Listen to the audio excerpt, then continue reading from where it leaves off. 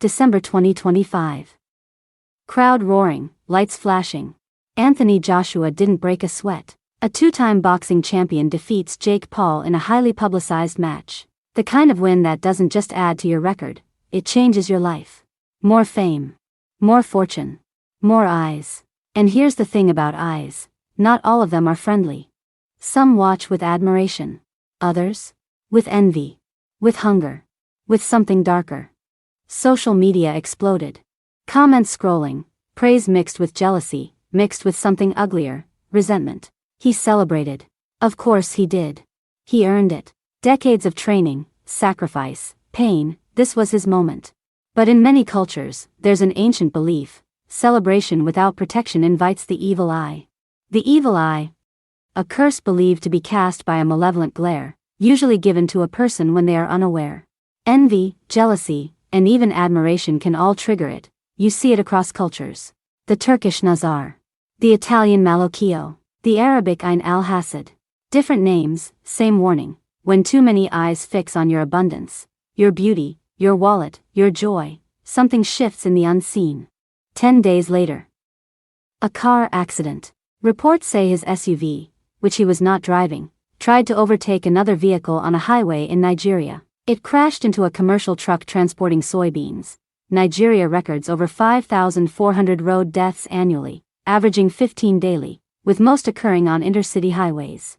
The rate far exceeds the global average, driven by weaker enforcement, infrastructure challenges, and vehicle safety standards. 2 members of his team didn't survive. His friends, his confidants, people he was smiling with hours earlier in an Instagram story. The champion is alive, but under medical observation. The details are still emerging, but what we know is this: in the span of 1 week, a man went from the highest high to a nightmare he'll carry for the rest of his life. And here's what gets me. People who only knew him through screens, strangers, are grieving. They're upset. They're angry. They're confused. Because this feels wrong. Not just sad. Not just tragic. Wicked. How does someone go from victory to devastation in days? How does celebration turn to mourning so fast? And why does it feel like something unseen dragged its claws through a happy reality? Let me be clear. I'm not saying the accident was caused by the evil eye. I'm not saying jealousy crashed that car. But I am saying this: attention is energy. And energy, especially collective, focused energy, has power. Where attention goes, energy flows. Think about it. Millions of eyes on you. Some loving you. Some envying you. Some resenting you for having what they don't. All that energy, all those thoughts, emotions, projections, it accumulates. And in spiritual traditions worldwide, that accumulation is believed to have weight. So here's the question: what's the balance? Everyone has the right to celebrate. You work hard, you win, you should be able to enjoy it. But where's the line between discernment and paranoia? Between caution and conspiracy? Some say, celebrate privately. Keep your blessings close. Don't post the wins. Others say, that's victim blaming. That's asking people to shrink because others can't handle their light. The dilemma: should joy be hidden to avoid envy?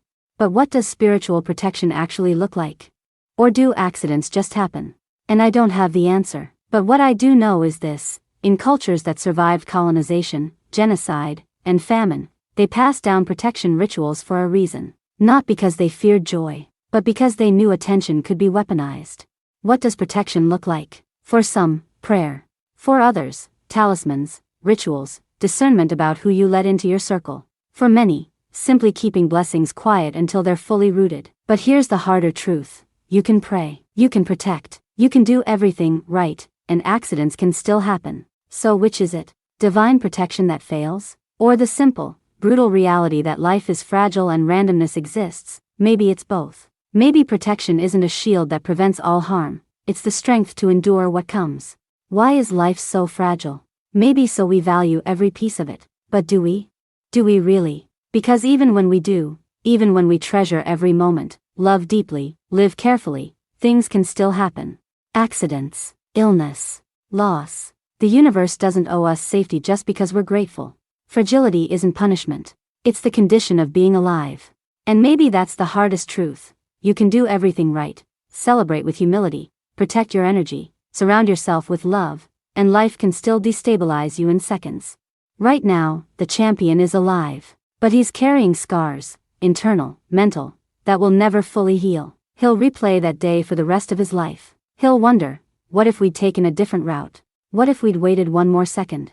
What if? And the two who didn't make it? They were part of his team. His people. The ones celebrating with him. Gone.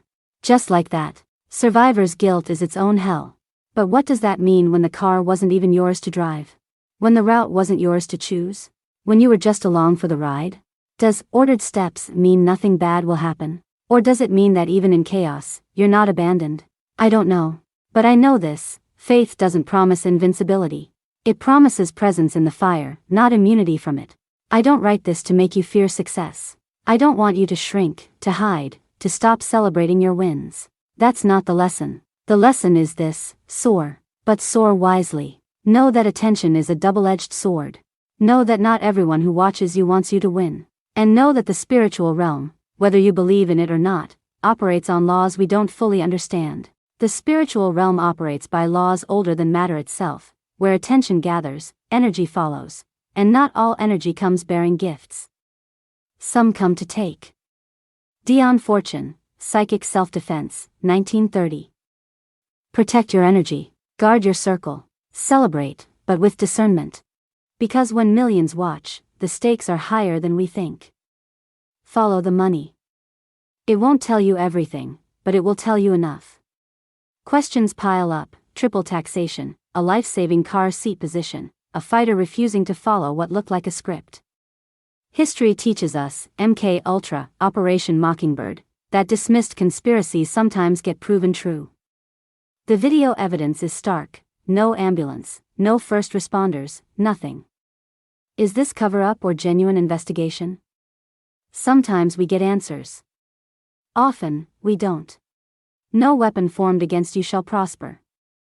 Isaiah 54 verse 17. In memory of the 2 lives lost. May their families find peace. And may the champion find healing.